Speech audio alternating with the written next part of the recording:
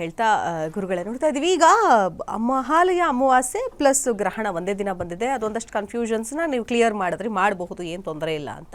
ಈ ಪಿತೃಪಕ್ಷಕ್ಕೆ ಎಡೆ ಹಾಕೋ ಸಂದರ್ಭದಲ್ಲಿ ದೊಡ್ಡ ಮಗನ ಮನೇಲಿ ಮಾಡ್ತಾರೆ, ನಾವು ಚಿಕ್ಕ ಮಕ್ಕಳು ಮಾಡಂಗಿಲ್ಲ ಅನ್ನೋದೊಂದು ಇರುತ್ತೆ, ಅಥವಾ ಸೆಪ್ರೇಟ್ ಆಗಿರ್ತಾರೆ, ಯಾರ್ದೋ ಒಬ್ಬರು ಮನೇಲಿ ಹೋಗಿ ಮಾಡ್ತಾರೆ, ಅಥವಾ ಹೆಣ್ಮಕ್ಳು ಮಾಡಬೇಕಾ ಬೇಡವಾ ಅನ್ನೋದೊಂದು ಪ್ರಶ್ನೆಗಳಿರುತ್ತೆ. ಈ ಥರದೊಂದಷ್ಟು ಗೊಂದಲಗಳಿಗೆ ಏನು ಹೇಳ್ತಿರೋದು? ಏನೇ ಇದ್ರು ಶಿಲ್ಪ ಏನು ಹೇಳುತ್ತೆ, ದೊಡ್ಡ ಮಗನೇ ಕರೆದು ಎಲ್ಲರನ್ನೂ ಮಾಡಬೇಕು ಅಂತ. ತಂದೆ ಕಡೆ ಮಾಡಿದ್ರೆ ಅಕಸ್ಮಾತ್ ದೊಡ್ಡ ಮಗ ಮಾಡಬೇಕು, ತಾಯಿ ಕಡೆ ಆದರೆ ಕೊನೆ ಮಗ ಮಾಡಬೇಕು ಅಂತ ಆ ಶಾಸ್ತ್ರ ಇರೋದು.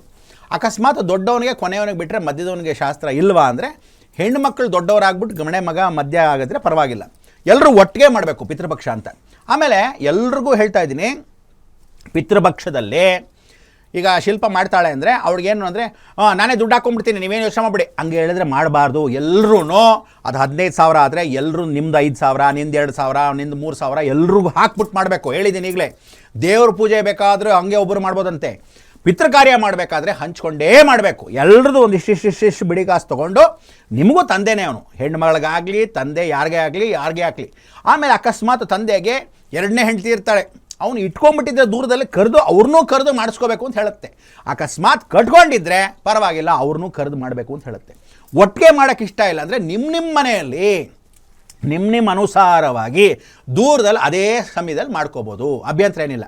ಊಟಗಳಿಗೆ ಅಕಸ್ಮಾತ್ ಕರೆದ್ರೆ, ಹೋಗಿ ಬರೋ ಬಾಂಧವ್ಯ ಇದ್ದರೆ, ನಿಮಗೆ ಅಕಸ್ಮಾತ್ ಧಾರಾಳ್ತನ ಇದ್ದರೆ ಹೆಣ್ಣು ಮಕ್ಕಳನ್ನೂ ಕರೆದು ಮಾಡಬೇಕು. ಹೆಣ್ಣು ಮಕ್ಕಳು ಅಳಿಯಂದರು ಮನೆಗೆ ಬರದೇ ಮಾಡಬೇಕು. ಪಿತೃಕಾರ್ಯನ ಎಲ್ರಿಗೂ ಕರಿಬೇಕು, ನಮ್ಮ ಧರ್ಮ. ಬರದೇ ಇದ್ದರೆ ಅವ್ರ ಕರ್ಮ, ಅದು ಬೇರೆ. ನಿಮ್ಗೆ ಸ್ವಯ ದ್ವೇಷ ಅದೆಲ್ಲ ಇದ್ರೂ ಕರಿಬೇಕು, ನಮ್ಮ ಧರ್ಮ. ದೊಡ್ಡ ಅಣ್ಣ ಆದ್ರು ಅವ್ನು ಪಾಡ್ಕೊಂಡು ಮಾಡ್ಕೊತೀನಿ ರೀ, ಕರೀದೇ ಇಲ್ಲ ಏನು ಮಾಡೋದು ಅಂತಾರು, ನೀವೇನು ಮಾಡಬೇಕು ದಯವಿಟ್ಟು ಹೇಳ್ತಾ ಇದ್ದೀನಿ, ನಿಮ್ಮ ಕರಿಯೋದು ನಿಮ್ಮ ಕರ್ತವ್ಯ. ಕೆಲವ್ರು ಏನು ಮಾಡ್ತಾರೆ ಗೊತ್ತಾ, ಭಾಳ ಜನ ಅವನ ಅಣ್ಣ ದೂರ ಹೊರಟೋಗಿದ್ದಾನೆ, ಅವನ ಮೇಲೆ ದ್ವೇಷ, ಆಸ್ತಿ ಕೊಟ್ಟಿಲ್ಲ, ಕರಿಯೋದು ಬೇಡ ಅವನ್ನ, ದೆರ್ದವನು, ನಾನು ಸಪ್ರೇಟ್ ಮಾಡ್ಕೊತೀನಿ ಅಂತ ದುರಾಂಕಾರ ಕೆಲವು ತಮ್ಮಂದ್ರಿಗಿರುತ್ತೆ, ಇಲ್ಲ ಅಣ್ಣಂದ್ರಿಗಿರುತ್ತೆ. ಅಥವಾ ಹೆಣ್ಮಕ್ಳು ನಾನು ಮಾಡ್ತೀನಿ, ಬರೀ ಹೆಣ್ಮಕ್ಳು, ಅವ್ನು ಕೊನೆ ಒಂದು ತಮ್ಮನ ಕರೀಲೇಬಾರ್ದು, ದೆರ್ದವನು ಸೈನೇ ಹಾಕಿಲ್ಲ ನಮ್ಮ ಆಸ್ತಿಗೆ, ಎಲ್ಲ ಜಮೀನು ನಮ್ಮದೇ ಅಂತ ಹೆಬ್ಬೆಟ್ಟು ಬೇರೆ ಒತ್ಸ್ಕೊಂಡ್ಬಿಟ್ಟಿರ್ತಾರೆ. ಸತ್ತೋದಾಗ ಸಾಯಕ್ಕೆ ಬೆಡ್ ರಿಡನ್ ಆಗಿದ್ದ ಸಮಯದಲ್ಲಿ ಕೆಲವರು ಕಾಯ್ತಾ ಇರ್ತಾರೆ. ಹೆಂಗೆ ಅಂದರೆ, ನನ್ನ ಮನೇಲಿ ಇಟ್ಕೊಂಡಿದ್ದೀನಿ, ಎಷ್ಟು ಪೇಪರ್ ಬೇಕಾದ್ರೆ ಒತ್ತಿಸ್ಕೊಂಡ್ಬಿಡ್ಬೋದು ಎಡಗೈಯಲ್ಲಿ.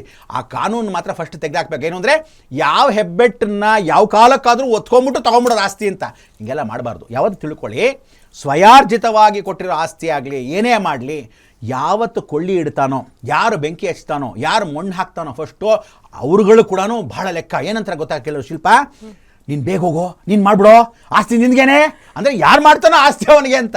ಇದು ಬೇರೆ ದೊಡ್ಡವರು ಹೇಳಿಬಿಟ್ಟಿದ್ದಾರೆ. ನಾನು ಹೇಳ್ತೀನಿ ಕೇಳಿ, ಪಿತೃಕಾರ್ಯನ ಋಣ ಎಷ್ಟಿದೆಯೋ ಅಷ್ಟೇ.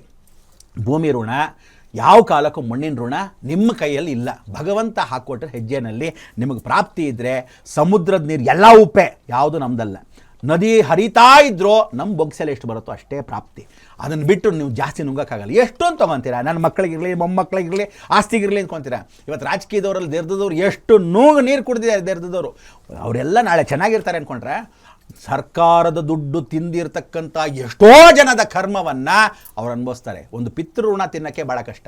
ಆದ್ದರಿಂದ ನಾನು ಹೇಳ್ತೀನಿ, ನಾಳೆ ಎಲ್ಲರೂ ಒಟ್ಟಿಗೆ ಮಾಡ್ಬೋದು. ಶಿಲ್ಪ ಕೇಳಿದ ಹಾಗೆ ನಿಮ್ಮ ಮನೇಲೂ ನೀವು ಅನುಕೂಲ ಮಾಡ್ಬೋದು, ಯಾವ್ದಾದ್ರು ಕ್ಷೇತ್ರಕ್ಕೆ ಹೋಗಿ ಮಾಡ್ಬೋದು. ಅಕಸ್ಮಾತ್ ಇಲ್ವಾ, ಒಂದು ಮಠಕ್ಕೆ ಕೊಟ್ಬಿಡಿ, ರಾಯರ ಮಠಕ್ಕೋ ಯಾವುದಾದ್ರೂ ವಿಶೇಷ. ಕೆಲವರು ರಾಯರ ಮಠ ಮಾಡಲ್ಲ, ಕೆಲವರು ಏನು ಮಾಡ್ತಾರೆ, ನಾವಲ್ಲಿ ಮಾಡಿಸ್ತೀವಿ ತಿಂತೀರಾ ಬನ್ನಿ ಅಲ್ವೇ ಅಂತಾರೆ. ಅಲ್ಲಿ ಹೋಗಿ ದುಡ್ಡು ಕೊಟ್ಬಿಟ್ಟು ಸ್ವಯಂ ಪಾಕ ಕೊಟ್ಟು ಆ ತರಕಾರಿನ ಹಣ್ಣೆಲ್ಲ ಕೊಟ್ಬಿಟ್ಟು ಅವ್ರು ಕಾರ್ಯ ಮಾಡ್ತಾರೆ. ಊಟ ಎಲ್ಲ ಎಡೆ ಇಡಬೇಕು ಮಾಡ್ತಾರೆ, ನಮಸ್ಕಾರ ಮಾಡ್ಕೊಂಡು ಬರೋದು.